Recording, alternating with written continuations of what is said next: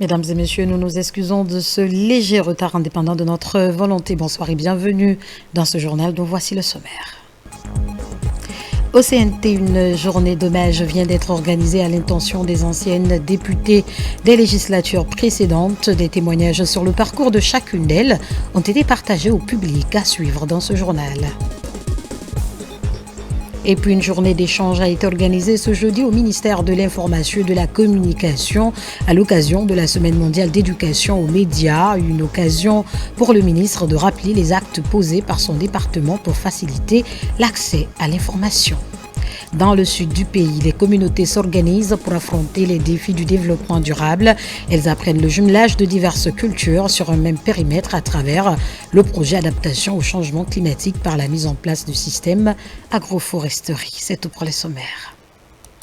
Encore une fois, bonsoir et bienvenue à tous. Je vous l'annonçais au sommaire, une journée d'hommage vient d'être organisée à l'intention des anciennes députées des législatures précédentes. Pour l'occasion, des témoignages sur le parcours de chacune d'elles ont été partagés. C'est une initiative du Conseil national de la transition pour reconnaître les efforts consentis par ces braves femmes au sein des différentes législatures en Guinée. Mohamed Lamine Camara. L'histoire des femmes à l'Assemblée nationale guinéenne se rapporte à l'émancipation de celle-ci à la vie politique législative en Guinée. Et depuis des années durant, le féminisme du corps législatif connaît un réel progrès du parcours de certaines femmes députées. Pour ainsi honorer les femmes des législatures précédentes, le Conseil national de la transition dédie cette date du 24 octobre 2024 comme étant une journée d'hommage aux pionnières du Parlement guinéen élargie aux conseillères du CNT et aux travailleuses de l'administration parlementaire. À mes chères sœurs, chères grandes sœurs, anciennes députées, anciennes membres du CNT 2010, pour cette forte mobilisation. Cela dénote tout simplement de l'importance que vous aviez à notre institution et surtout la considération que vous portez sur le président Dr Dansal. Qu'on voulait rester dans le mois d'octobre, le mois de l'indépendance, pour saluer l'initiative du président de la République. Pour être en parfaite adéquation avec le président de la République qui dit « S'inspirer du passé pour construire l'avenir », que le caucus des femmes, initialement appelé le caucus des femmes du CNT, est devenu le caucus des femmes parlementaires pour intégrer les anciennes parlementaires au caucus en qualité de membres d'honneur, afin qu'ensemble, nous construisons une société plus juste et plus prospère. Parmi ces anciennes parlementaires, on peut remarquer la présence des députés de la 5e, la 7e, la 8e et la 9e législature. Reconnaître les efforts de quelqu'un, le mérite de quelqu'un, surtout de ces anciennes députés qui ont passé depuis la première législature en Guinée de 61 jusqu'à aujourd'hui. Bien qu'elle ne soit plus parmi nous aujourd'hui, nous ne pourrons que remercier le CNT, en l'occurrence le président du CNT et madame la vice-présidente, qui s'est donné de la peine, appeler chacune de nous pour venir participer à ces échanges intergénérationnels. C'est à l'occasion donc de cette célébration des icônes de l'Assemblée nationale de notre pays que moi-même j'ai su que ma tante a été la première vice-présidente de l'Assemblée nationale de la Guinée indépendante. C'est vraiment un grand honneur pour nous de nous battre pour les femmes dans ce pays. Étant le premier garant de la législation guinéenne, le président du CNT mesure l'organisation de cette journée d'hommage à sa juste valeur. En ce jour spécial, nous célébrons non seulement le courage de ces pionnières, mais aussi l'importance de se souvenir de leur combat, mais aussi tirer les enseignements sur les chemins qu'elles ont tracés pour nous. Quand vous vous battez en tant que leader pour que les femmes soient à des positions, ce n'est pas les représenter sur le plan politique.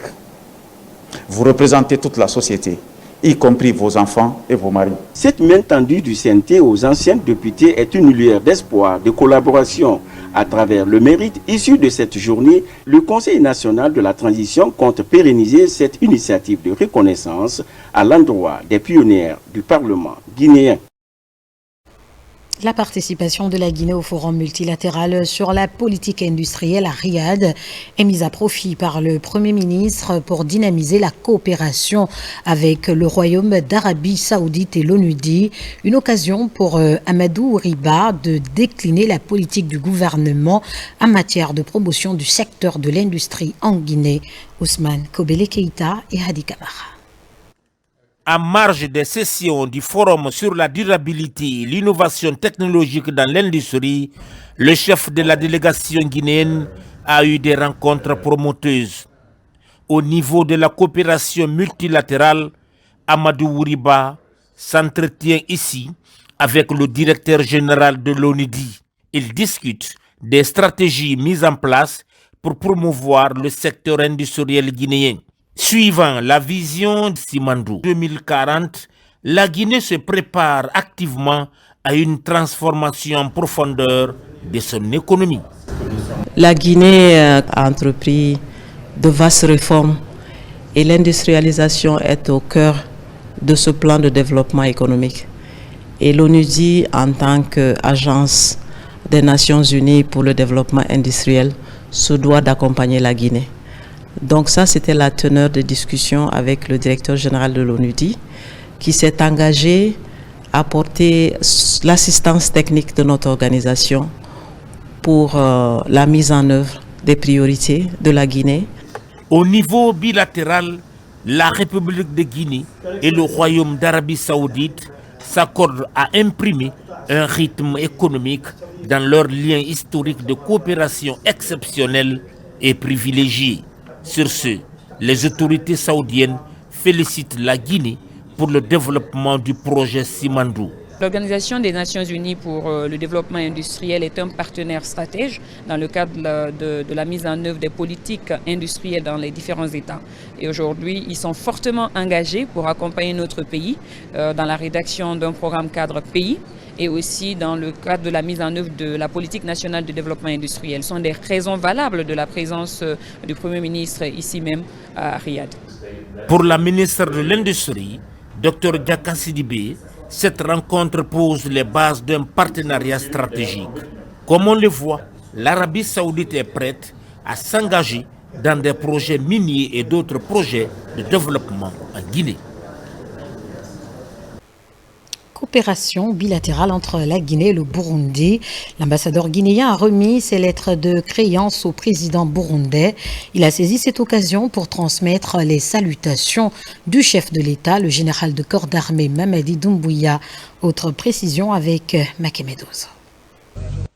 Au même moment que plusieurs diplomates, l'ambassadeur extraordinaire et plénipotentiaire de la Guinée présente au président Évariste Ndayishimiye les documents par lesquels le général Mamadi Doumbouya l'accrédite auprès de ce pays ami.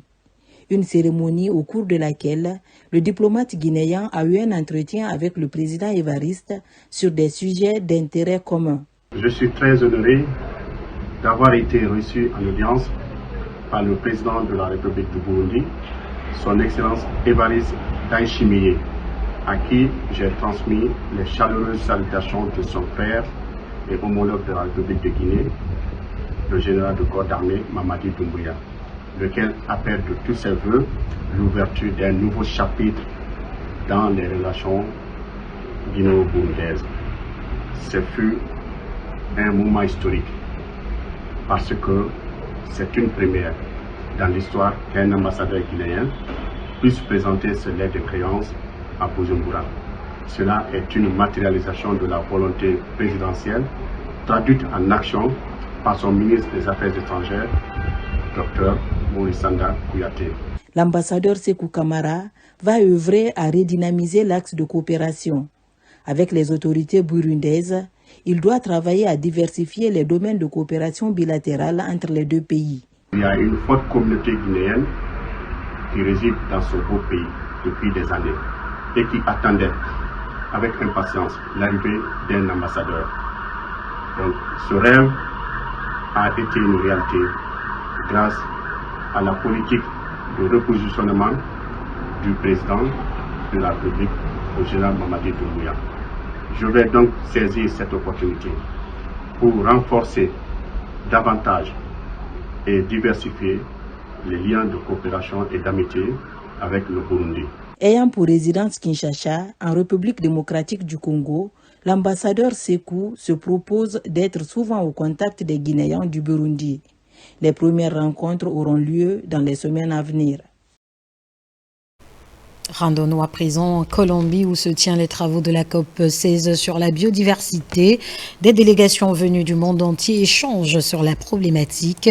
La Guinée est partie avec des propositions concrètes et espère trouver des débouchés pour le financement des projets locaux. Les enjeux de la COP16 avec Mamadou Alpha Baldé, notre envoyé spécial. Le rendez-vous est annuel et mobilise de plus en plus les États, ONG, le monde scientifique et autres défenseurs de la biodiversité. La COP16 sur la biodiversité mobilise environ 12 000 participants venus des 4 coins de la planète. Dans le monde, plus d'1 million d'espèces animales et végétales sont menacées de disparition si rien n'est fait. Nous avons également les questions de suivi et évaluation des indicateurs dans le cadre de l'actualisation de nos stratégies nationales de conservation de la biodiversité et l'alignement des objectifs nationaux sur le nouveau cadre global mondial de la biodiversité. Au terme de cette COP, nous espérons bien que le nouveau cadre global mondial qui a été adopté en 2022 pendant la COP 15 biodiversité va obtenir des financements pour permettre au pays de protéger la biodiversité.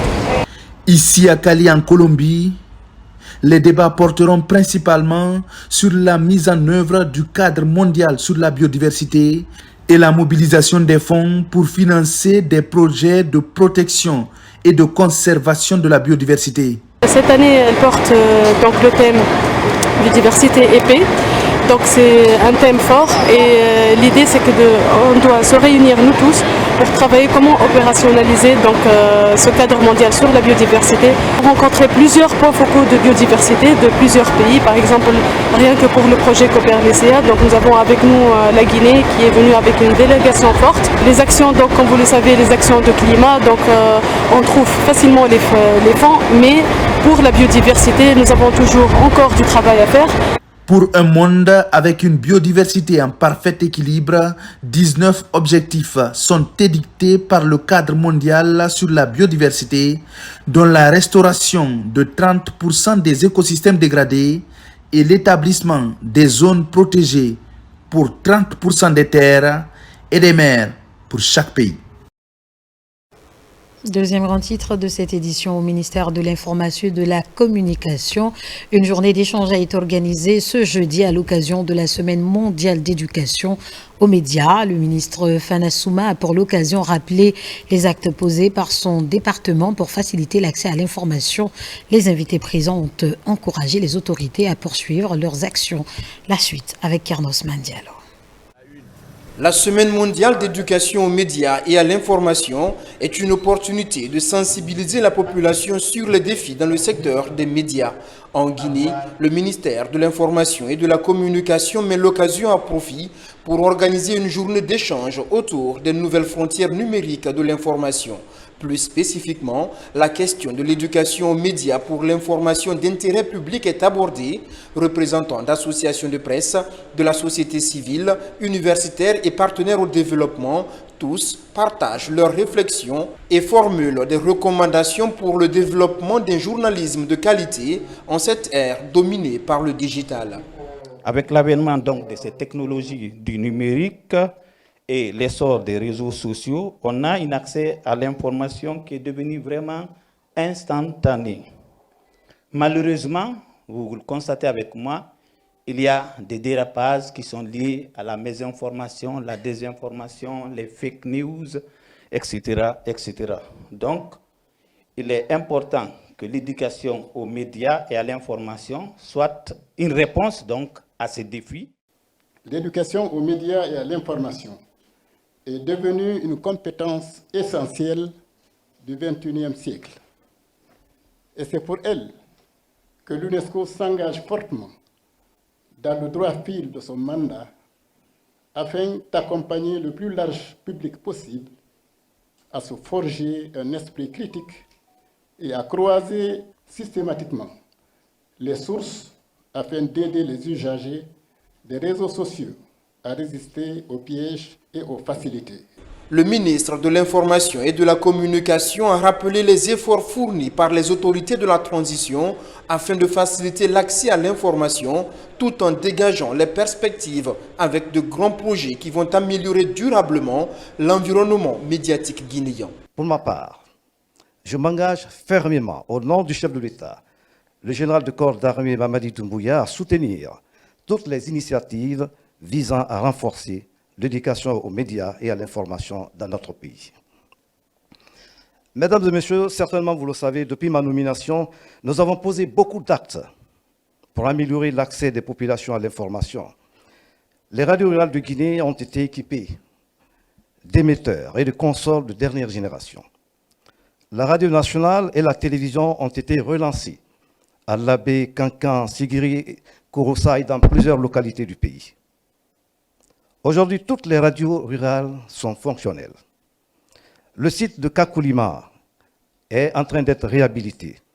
Autre acquis extraordinaire qu'on a obtenu hier, la convention de crédit entre la Guinée et la Banque populaire d'investissement de France, SA, relative au financement du projet de déploiement de la télévision numérique terrestre, TNT, a été ratifiée hier par le Conseil national de la communication. Il s'agira, vous le savez certainement, de moderniser le réseau radio FM, télévision, les studios de production et du fonds d'archives audiovisuelles des médias publics et privés en Guinée. C'est une véritable révolution.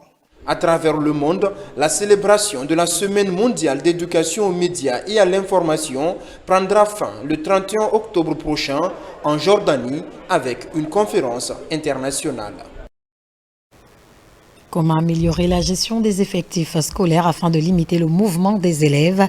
La question est en débat au ministère de l'Enseignement préuniversitaire. À la direction communale de l'éducation de Matoto, une centaine de chefs d'établissements publics et privés apprennent le mode d'utilisation de la plateforme d'inscription en ligne des candidats. C'est un programme du MEPUA à travers la direction générale des examens, Abdul Aziz Baldé. Près de mois après la reprise des cours, le ministère de l'Enseignement préuniversitaire poursuit son processus d'innovation pédagogique en milieu scolaire. Les chefs d'établissement de la commune de Matoto s'approprient des nouvelles plateformes digitales initiées par la Direction générale des examens. La maîtrise des mouvements des élèves des classes intermédiaires et l'inscription en ligne des candidats seront les modules enseignés. Avant, chacun pouvait se lever à 6 h du matin, lui dire que je veux faire le BEPC ou le baccalauréat, sans qu'il n'ait son examen d'entrée en 7e année ou son BEPC. Depuis l'année dernière, ces dysfonctionnements ont été corrigés. L'élève qui est inscrit ici à Matoto ne pourra jamais être inscrit ailleurs. Ça nous permet d'éviter les doublons, ça nous permet d'éviter les triplons.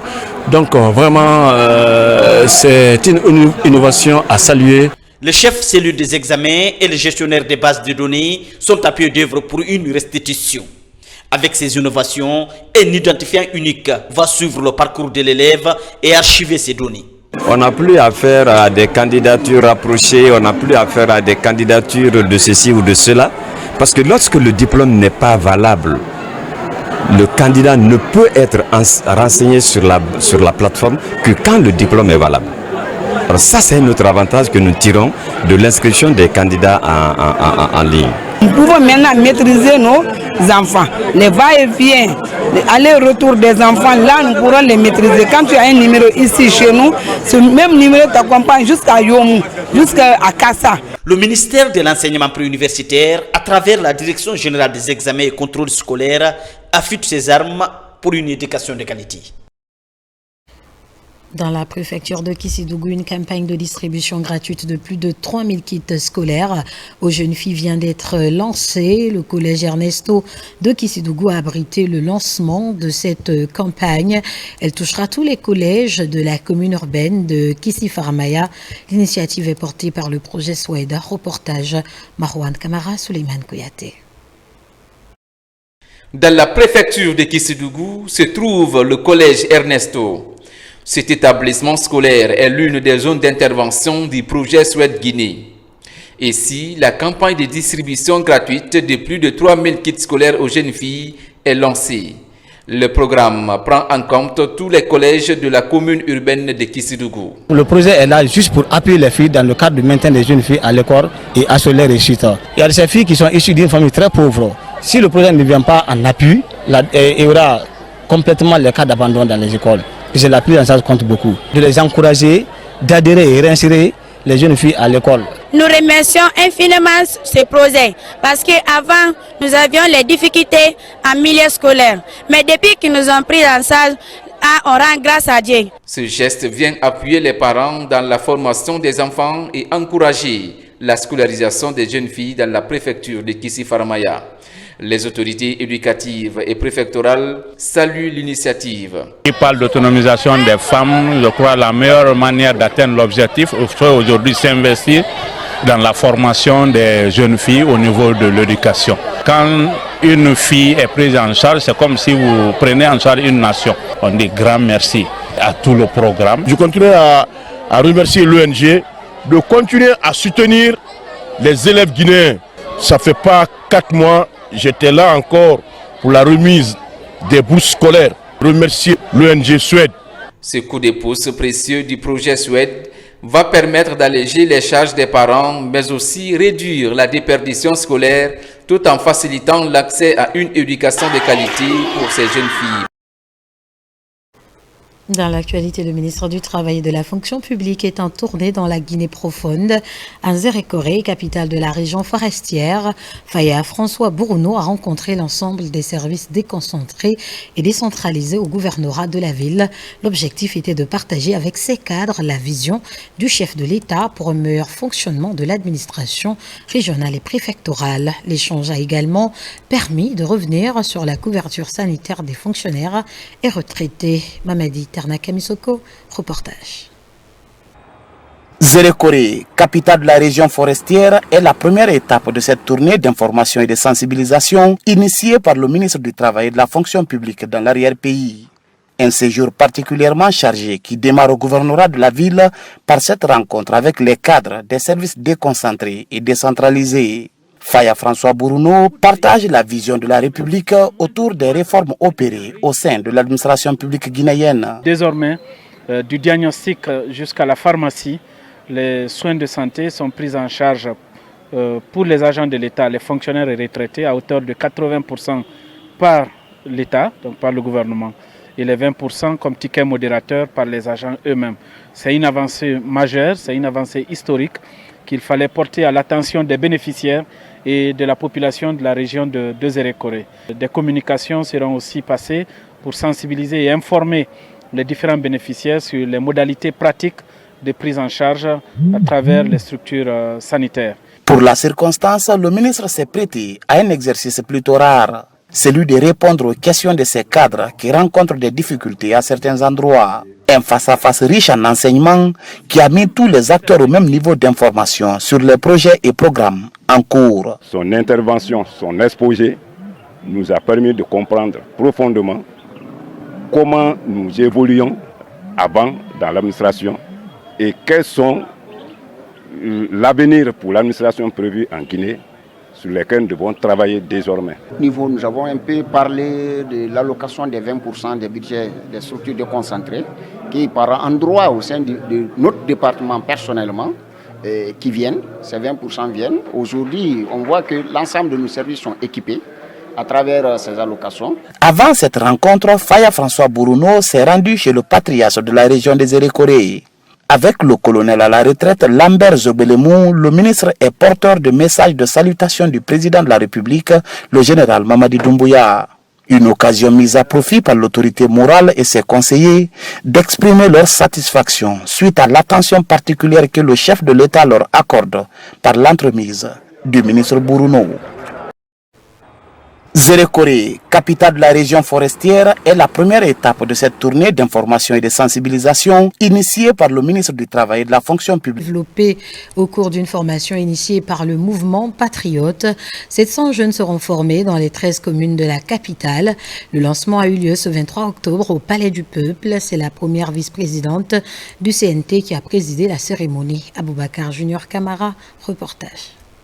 Patriotisme et citoyenneté, deux thématiques abordées au cours de cette formation de 700 jeunes, donc 50 par commune, dans les 14 communes de la capitale. L'initiative est du mouvement Patriote. Cette plateforme de la société civile s'engage dans la formation d'un nouveau citoyen pour une nouvelle Guinée, un concept qui rime avec l'esprit de la refondation. En fait, il est arrivé qu'on a fait un premier colloque à l'hôtel Kaloum et tout ça, qui s'est passé avec tous les jeunes de Conakry. Donc après ce colloque-là, on a ressorti deux choses. La première des choses, on a décidé de faire un observatoire qui sera là pour réguler et contrôler tout ce qui va se passer sur les réseaux sociaux. Et la deuxième des choses, on s'est dit qu'il était important de former des jeunes de Guinée qui soient avertis, parce qu'en fait c'est un processus.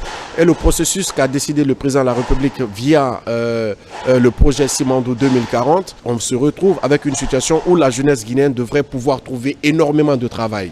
Mais pour ça, il faudrait que les gens soient éduqués, qu'ils soient avertis et qu'ils soient formés. Si un jeune formé en citoyenneté arrivera à non seulement contribuer à la paix de ce pays, mais également à amener les autres citoyens à connaître les valeurs du pays. Les avantages de l'avant-projet de la nouvelle constitution sont largement expliqués aux jeunes qui pourront porter la voix des autres afin de profiter de ces opportunités. Lorsque nos parents nous mettent à l'école, c'est d'aller apprendre à mettre les pieds où il faut les mettre, à se prendre en charge, à devenir de bons citoyens. Mais comment devenir le bon citoyen? C'est d'abord la famille. La vision du mouvement Patriote va au-delà de la capitale. D'autres régions aussi seront touchées par ce projet de fabrication d'un Guinéen modèle et optimiste sur le développement de notre Guinée, terre de richesse et d'innovation. L'actualité cette semaine est aussi marquée par le programme Nexus de la Direction générale du Fonds national pour l'insertion des jeunes. L'initiative vise à accompagner plusieurs jeunes filles et femmes dans leur activité entrepreneuriale. Durant des jours, des directeurs généraux partageront leur expérience professionnelle aux participantes. Le point avec Alfaïssa Gaba. Au Fonds national pour l'insertion des jeunes, un nouveau programme est lancé en faveur des jeunes. Il s'agit de Nexus, une activité de formation de plusieurs jeunes filles et femmes. Pendant quelques jours, plusieurs thématiques seront développées. Le programme Nexus FONIGE est un programme de stage pratique qui est offert à 25 jeunes par groupe, par cohorte. Donc cette année, nous avons déjà 25 jeunes qui sont impactés pendant environ 4 mois pour à la fois renforcer leurs capacités, mais également identifier leurs besoins, y compris leurs projets, pour pouvoir les accompagner. On investit dans l'éducation et dans l'autonomisation d'une jeune fille, on investit aussi dans le développement du pays. Parce qu'une femme, quand elle est bien formée, elle est autonome, elle impacte non seulement sa famille, parce qu'elle intervient dans l'éducation de ses enfants, mais elle impacte aussi la société. Face aux participantes, plusieurs directeurs généraux partagent leur expérience professionnelle. La contribution du FODA sera d'une part en termes d'accompagnement, en termes de formation pour ces jeunes, pour qu'ils puissent mûrir des projets qui sont porteurs. Et ensuite, on pourrait voir dans le futur comment les accompagner pour la mise en œuvre de ces projets. Ces jeunes qui sont là aujourd'hui accompagnés par le FONU seront encadrés dans les activités agropastorales par le CERPROCA. Donc les encadrer, les assister et les suivre dans tous leurs projets de production agricole. À l'origine de cette initiative, la Direction générale du Fonds national pour l'insertion des jeunes, une jeunesse épanouie pour un avenir radieux, voilà l'ambition du FONIGE. Le 1er novembre prochain, l'armée guinéenne célèbre le 66e anniversaire de sa création. En prélude à cette fête, une semaine dite Semaine du Soldat est consacrée à la revue des activités des forces de défense et de sécurité de notre pays. Cette année, la hiérarchie militaire entend rendre un hommage mérité aux anciens combattants pionniers de notre organisme de défense et de sécurité. Nous vous proposons un extrait du discours d'ouverture du ministre de la Défense nationale. Il est au micro de nos confrères de la presse militaire. Officiers, sous-officiers, militaires du rang des forces armées guinéennes. J'ai l'honneur et le grand plaisir de prendre la parole au nom du chef de l'État, chef suprême des armées, du Premier ministre, chef du gouvernement, et à mon nom personnel, pour procéder au lancement officiel de la Semaine du Soldat, en prélude au 66e anniversaire de la création de l'armée guinéenne. Au cours de la Semaine du Soldat de cette année, en plus de la communion habituelle avec le peuple, dans le but de mettre sous les projecteurs de toutes les transformations positives qui s'opèrent au sein de notre armée nationale, nous devons approfondir l'analyse sur la multidimensionnalité de notre mission régalienne. Au regard du thème de la célébration de l'indépendance nationale, s'inspirer du passé pour construire le futur ensemble. En effet, dans le noble but de consolider cette indépendance nationale, courageusement proclamée le 2 octobre 1958, que les pères fondateurs ont créé un mois plus tard l'armée guinéenne. Dès ici, le devoir de reconnaissance nous incombe de rendre un vibrant hommage aux vaillants combattants patriotes qui ont renoncé aux faveurs de l'armée coloniale pour venir soutenir le nouvel État souverain de Guinée, en jetant et en consolidant très rapidement les bases de cette jeune armée guinéenne. Parmi eux, nous pouvons citer le sergent Philémon Bangoura, premier soldat patriote à opter pour l'armée guinéenne. Première classe Keita Pierre, caporal Amadouba, sergent Fodé Doumbouya, rentrant de France, de Lyon. Soldat Bakar Sampil, rentrant de Fréjus, France. Ils étaient aux côtés des plus gradés, dont l'histoire a toujours parlé et qui ont commandé à cette époque la jeune armée. Le 5 octobre 1959 a eu lieu le premier recrutement de 68 soldats de la Guinée indépendante, dont la première recrue fut le colonel Mamadou Baldé, matricule 1G, d'où le sobriquet 1G. Paix à son âme. Ils sont très nombreux dans l'anonymat, ceux qui se sont ainsi sacrifiés pour la survie du nouvel État. Vous suivrez l'intégralité de ces discours après le journal. Le directeur de cabinet du ministère de la Défense nationale, accompagné d'une forte délégation, a ce mercredi procédé à la réception et à l'inauguration des infrastructures militaires réalisées au profit des forces de défense et de sécurité. Cette initiative des autorités vise à créer un cadre de travail idéal pour les hommes en uniforme dans l'exercice de leur mission régalienne. Caporal Mabinti Keïta, correspondante de la presse militaire. Après quelques années de travaux lancés par les autorités de la transition, ces bâtiments flambant neufs sortent de terre au profit des forces de défense et de sécurité. Ces édifices, qui répondent à toutes les commodités, sont remis aux ayants droit par la hiérarchie militaire. Une action qui s'inscrit dans l'amélioration du cadre de vie et de travail des hommes en uniforme. Nous sommes encore heureux et fiers d'avoir ces nouvelles infrastructures flambant neufs.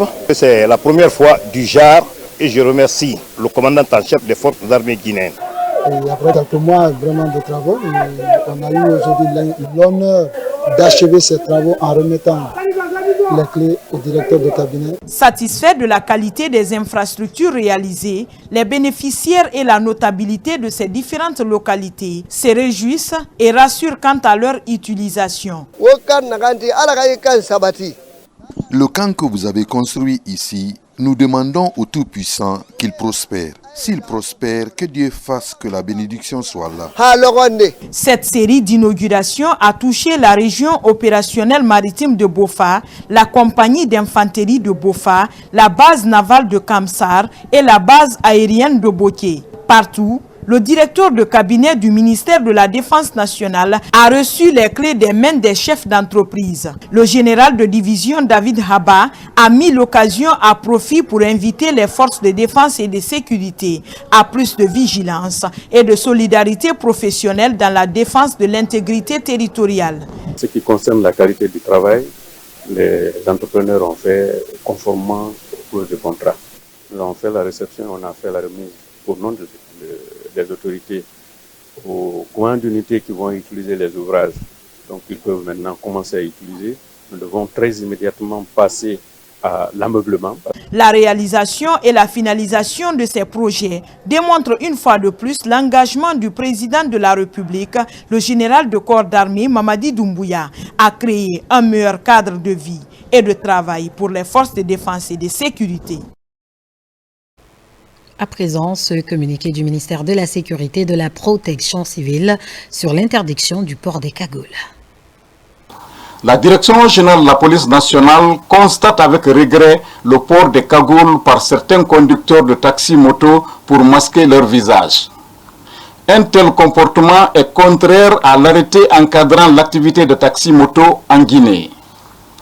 La Direction générale de la police nationale invite toute la population de s'abstenir de se faire transporter par un conducteur de moto à visage non découvert ou caché. Par conséquent, toute personne interpellée dans un véhicule ou sur une moto portant une cagoule sera considérée ou assimilée à un délinquant. Le directeur général de la police nationale invite tous les fonctionnaires de la police nationale à renforcer la vigilance afin de mettre hors d'état de nuire ces délinquants. Le directeur général de la police nationale, Guénabasori Kamara, contrôleur général de police. Et puis les activités des 72 heures de la terre guinéenne ont démarré ce jeudi dans la cité des agrumes. Cette année, la filière ananas est à l'honneur. Cet événement est à sa 3e édition. Il vise à promouvoir le secteur agricole dans sa globalité. Kerno Roufba et Fana Kamara depuis Kindia. C'est un rendez-vous annuel qui fait la promotion de l'agriculture. Les 72 heures de la terre guinéenne est une vitrine pour mener des actions auprès des producteurs agricoles dans le but de promouvoir les cultures. Cette année, la ville de Kindia est à l'honneur avec l'un de ses fruits phares, l'ananas. Cet événement vise à mettre en relation les vendeurs et acheteurs de produits agricoles pour la transformation et la consommation.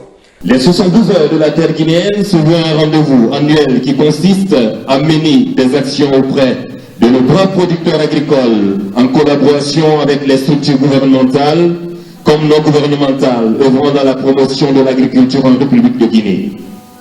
Cette série d'activités vise à mettre en exergue les réalités du monde agricole guinéen. Cet événement agricole de 3 jours mobilise l'ensemble des acteurs du monde paysan et les partenaires, avec pour thème filière ananas, des séries d'actions visant à mettre en valeur ce fruit et les méthodes d'augmentation du rendement sont développées avec l'appui du ministère de l'Agriculture. Nous considérons cela comme une fête, c'est la fête de l'ananas. Ça, c'est pour montrer à la face du monde, surtout à nos autorités, aux partenaires qui sont en train de les accompagner, que vraiment tout ce qu'ils sont en train de faire est en train de donner des résultats. Ça pouvait se tenir ailleurs. S'ils ont fait le choix de venir à Kindia, c'est pour des raisons. Kindia est la principale zone de production de l'ananas en Guinée. Et aussi, la filière est en mutation. Donc nous, on est très heureux de recevoir cet événement. Les 72 heures de la terre guinéenne, avec ses 3 ans d'activité, a offert une vitrine aux produits comme la pomme de terre et le riz.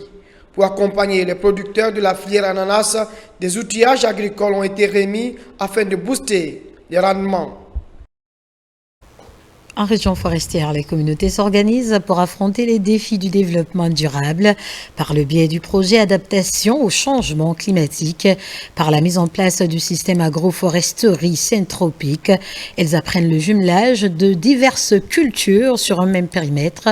Facilité par des experts brésiliens, ce projet est exécuté par l'Association des nutritionnistes communautaires de Guinée avec l'appui du Programme alimentaire mondial RTG Forêt, lancé Kamisoko, Mohamed Saléoupaï, Mohamed Lamine Diallo.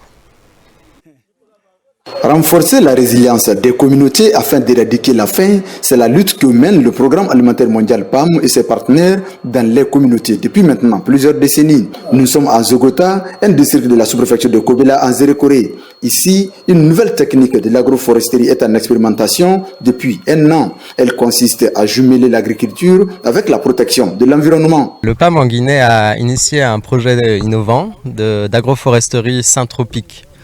On a accueilli des consultants partenaires du PAM du Brésil, l'organisation Agroforestando, qui forme ici les communautés à cette technologie agricole innovante qui se base vraiment sur la production de biomasse. Une activité d'adaptation au changement climatique par la mise en place du système agroforestier syntropique. C'est un type d'agriculture régénératrice qui vise à aborder des systèmes agricoles plus abondants, hautement productifs et régénératifs. L'agriculture syntropique, elle est vraiment intéressante aussi pour les communautés en termes de résilience économique, parce qu'en plantant en grande diversité, ils vont pouvoir avoir des récoltes à plusieurs moments de l'année, mais aussi sur le court terme et sur le long terme. Coordonné par l'Association des nutritionnistes communautaires de Guinée ANCG, ce brassage de diverses cultures est une nouveauté dans le monde rural guinéen. Pour moi, c'est ma première fois de voir un jumelage pareil, cacao, café, et puis ainsi de suite, là, sur le même plan. C'est bon. Je suis très fier et remercier le général Madi Doumbouya. La sous-préfecture de Kobela est devenue village zéro faim. Je remercie les initiateurs de ce projet parce que c'est l'agriculture qui est jumelée aujourd'hui à l'environnement.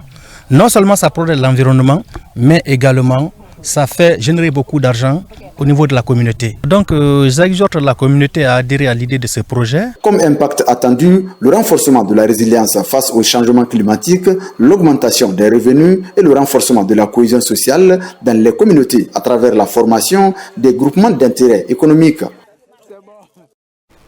Et pendant ce temps, les populations de Timbitouni, dans la préfecture de Pita, accèdent à de l'eau potable après plusieurs années de calvaire. Cela a été possible grâce aux ressortissants de la collectivité. Un point d'eau a donc été réalisé pour améliorer la desserte en eau potable dans la cité. Mamadou Patebale, notre correspondant basé sur place. Depuis quelques années, les habitants de la commune rurale de Timbitouni étaient confrontés au manque d'eau potable. Pour se procurer de cette denrée, les femmes et les enfants parcouraient chaque jour des kilomètres à pied. Pour réduire ce calvaire, l'association pour le développement de Timbitouni a réalisé une adduction d'eau potable dans cette localité. On a une installation avec un château d'eau de 160 mètres cubes qui aujourd'hui alimente toutes les localités de Timbitouni, centre, et qui aujourd'hui dispose de 2 installations de pompage solaire, de 21 et 15 panneaux solaires chacune. On a à peu près une vingtaine de bornes fontaines qui alimentent chaque localité desservie. Et on a à peu près 500 branchements privés qui vont être installés, dont plus de la moitié est déjà raccordée. Exécuté par l'entreprise MTK l'espace d'une année, les ressortissants ont bénéficié de l'appui financier du syndicat de l'eau de l'Île-de-France CEDI à travers AMAP. À ce jour, nous avons réalisé 2 forages qui produisent au total 110 m3 jour. Le tout refoule sur un réservoir de 160 m3 d'eau.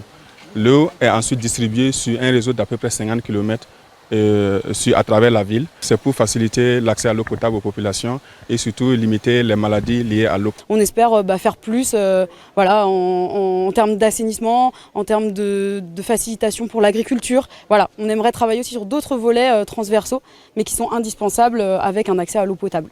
À la remise de ces installations, le gouverneur de Mamou a, au nom du président de la transition, le général de corps d'armée Mamadi Doumbouya, salué cet élan de développement amorcé. Cet acte de civisme est en corrélation avec les compétences transférées par l'État aux collectivités locales pour le bien-être de nos paisibles populations à la base. À ce titre, vous devez maintenir la cohésion sociale, la paix et l'unité nationale, vecteur du développement socio-économique de toute la nation. Déjà, 6 districts sur 12 sont desservis en eau potable. L'association envisage l'extension du réseau en vue de couvrir tous les secteurs et districts de la localité. Renforcement des capacités des acteurs impliqués dans le processus de paix et de sécurité. Les autorités religieuses et les associations de jeunes ont été mis à contribution pour mettre sur pied un réseau de recherche et d'action durable pour la paix. Abdoulaye Diallo, Sarafdine Diallo. En 2020, lors du processus référendaire, la ville de La Paix a enregistré beaucoup de dégâts matériels suite à des scènes de violence. Un triste souvenir pour les habitants de la ville de Karamoko Alpha Molabi qui ne souhaitent plus revivre de tels actes, d'où l'organisation de cet échange sur le dialogue communautaire, un impératif à l'orée du processus électoral en Guinée, mais le choix de l'Abbé pour le démarrage de ce cadre de dialogue communautaire a un double enjeu. Nous allons organiser un cadre de dialogue pour relever les défis auxquels la communauté est confrontée. Et à la suite de ça, nous allons essayer de voir en comment pouvoir leur apporter notre soutien. Ça sera dans non seulement le renforcement de capacités, mais aussi nous allons mettre en place un plan de suivi de ces cas de dialogue afin qu'ils puissent vraiment travailler sur les conflits qui sont récurrents dans la localité en vue d'un climat de paix. 2 activités importantes qui vont permettre de préserver la paix à l'Abbé et surtout de former, de renforcer la capacité des différents acteurs afin de s'assurer que la paix puisse régner à l'Abbé. Cet échange sur le dialogue communautaire va découler à une séance de formation des acteurs impliqués dans le processus de paix et de sécurité. On peut prévenir les conflits. C'est dans ce cadre qu'on se retrouve ce matin pour une rencontre financée par les partenaires techniques et financiers, notamment l'Union européenne, et tenue par WANEP Guinée. Rien ne peut marcher sans le dialogue, rien ne peut marcher sans la paix. Tout ce qui peut vraiment créer cette atmosphère de vivre ensemble, de cohésion sociale entre les communautés, je pense que c'est un message qu'on doit véhiculer chaque fois. Financé par le WANEP, cette journée d'échange sur le dialogue communautaire a réuni autour de la table les autorités traditionnelles et religieuses, les organisations communautaires, les comités de paix locaux ainsi que les associations des femmes et des jeunes. Vous l'avez compris, les autorités religieuses et les associations ont donc été mises à contribution pour mettre en place un réseau de recherche et d'action durable pour la paix. En plus bref et en image, le condensé de l'actualité nationale, et c'est avec Diamant Kaba.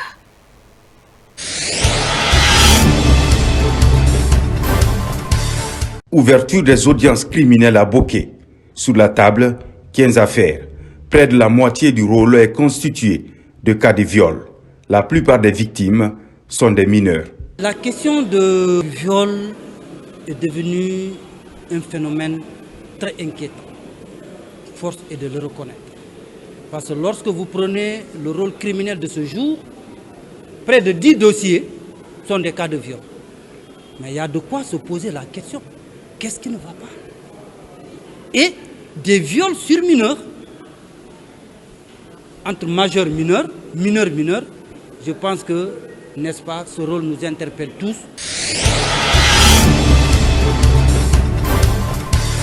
Au tribunal de première instance de Sigiri, plusieurs infractions sont en débat. Au cœur de ces audiences criminelles, 55 dossiers pour interroger plus de 75 accusés. Toutes les parties sont là pour comprendre le fond des interpellations.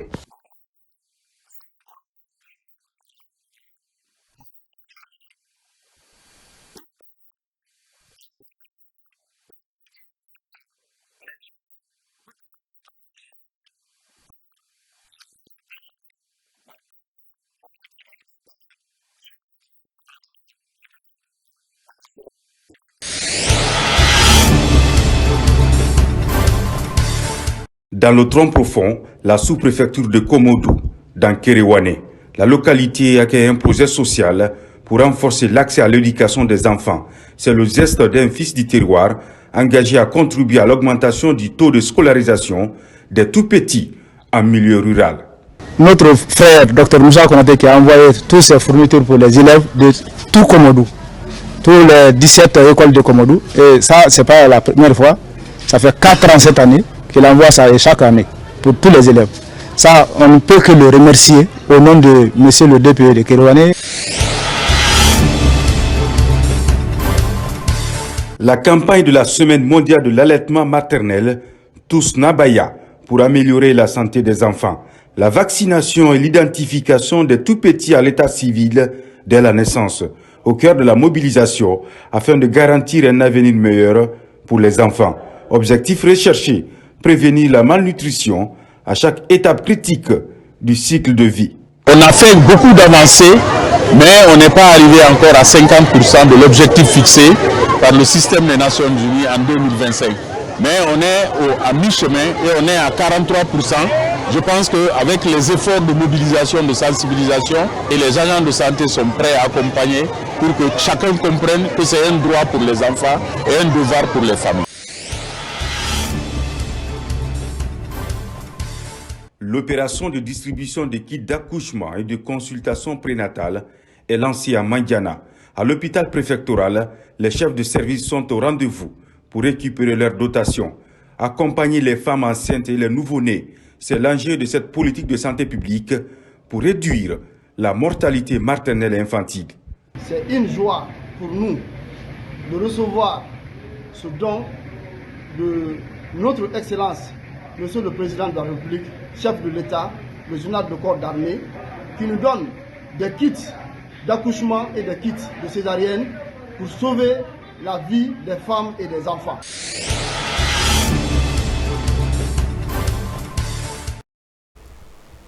Et pour finir, notre confrère Isiaga Silla, chef de la division des sports de la RTG Coloma, vient d'être sacré lauréat du Grand Prix Eddie Hamel organisé par le réseau des médias pour la paix par le sport. Il remporte ce prix parmi une centaine de concurrents d'Afrique. Son reportage sur le thème Jeux olympiques, facteurs de paix, d'amitié, de fraternité, de vivre ensemble a retenu l'attention du jury. Djibril Camara revient sur l'annonce de ce Grand Prix qui honore la Guinée à l'international. Le prix Eddie Hamel récompense le meilleur reporter sportif de l'Afrique. Cette année 2024, le reporter sportif de la RTG, Isiaga Silla, est lauréat du prix. Son reportage sur le thème Jeux olympiques Paris 2024, facteurs d'amitié, de fraternité, de paix et de vivre ensemble, organisé par le réseau des médias pour la paix par le sport, Afrique le propulse à la tête des postulants à ce concours. Avoir un journaliste guinéen qui parvient parmi les 500 et quelques journalistes à travers le monde à obtenir une telle distinction, c'est un honneur pour la Guinée et aussi un honneur pour le Comité national olympique et sportif de la Guinée. Isiaga Silla est un pur fruit de l'école guinéenne. Après ses études supérieures à la faculté des lettres de l'université Gamal Abdel Nasser de Conakry en 2004, il est admis comme stagiaire au service des sports de la RTG en octobre 2005, où il a renforcé sa capacité intellectuelle et professionnelle. Le début du jeune stagiaire donnait de l'espoir à la division des sports de la RTG. Le prix décerné par le réseau des journalistes pour la paix par le sport ne s'arrache pas, mais c'est un mérite. Le récipiendaire Isiaga Silla a donné ici un indicateur que la RTG est une maison qui crée l'excellence et qui engendre des journalistes au panthéon de l'histoire.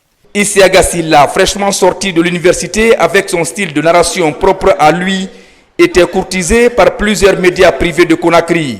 Se fait remarquer par son style dynamique et créatif. Je dirais que c'est le sacre de tout un pays. L'honneur revient à l'école guinéenne. Compétir à l'international et se voir lauréat, et je pense que ce n'est pas le fruit du hasard. C'est le lieu pour moi de remercier tous qui se sont investis pour moi tout au long du cycle et après le cycle à la RTG, tous les formateurs qui ont investi pour que je sois là où je suis aujourd'hui. Le détenteur du prix Eddie Hamel de 2004 a gravi tous les échelons. Ainsi, en 2012, il est lauréat du prix du meilleur journaliste sportif guinéen décerné par la structure Diassador. À partir de 2014, à travers la direction générale de la RTG, il sera 2 fois lauréat du prix Nimba du meilleur reporter sportif de la RTG, un prix décerné à la fin de chaque année. À partir de 2017, il est nommé chef service par intérim de la division des sports, puis confirmé en 2020 avec rang de divisionnaire. Le prix international Hedi Hamel du meilleur journaliste sportif vient couronner le savoir-faire d'un homme qui exerce son métier de journaliste avec passion et professionnalisme. Félicitations à notre cher Isiaga Sylla pour ce prix bien mérité. C'est cet élément, mesdames et messieurs, qui met fin à ce journal. Remercie à tous de l'avoir suivi. De mon côté, la joie fut immense de vous servir cette semaine. On se dit à très vite sur la RTG si le propriétaire des temps et des circonstances le veut bien. N'oubliez surtout pas que la Guinée est notre paradis, terre de richesse, d'innovation et d'opportunités. Au revoir.